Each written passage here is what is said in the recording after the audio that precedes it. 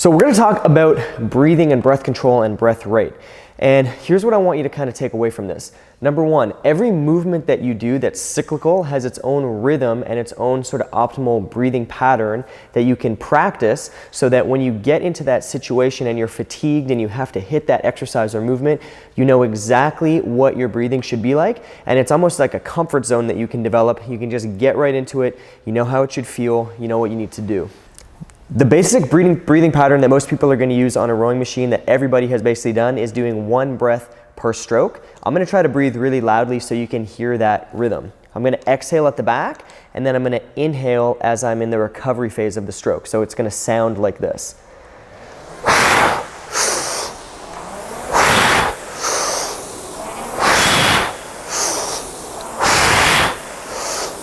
Okay?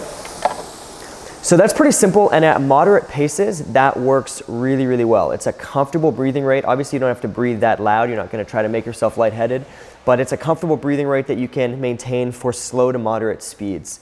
But sometimes when you are really pushing that pace, you need to switch to a more aggressive breathing strategy to get more oxygen in and more gas exchange happening.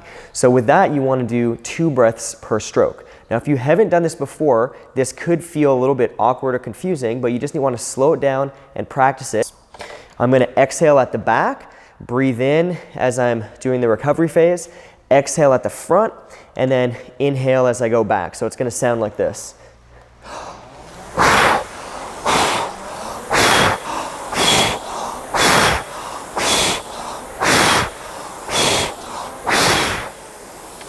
Okay.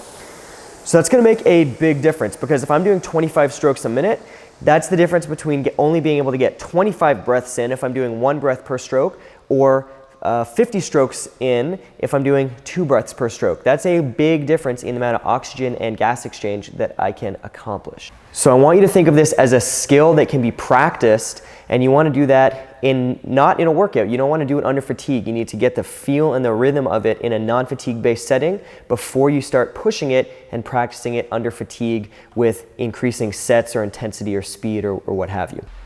Last thing with this, if you're not able to breathe into your belly and diaphragm and you kind of breathe vertically instead of horizontally, you need to get that fixed, because that is going to be a main big time limiting factor in terms of your ability to get oxygen in to your muscles and be more efficient at being aerobic and endurance.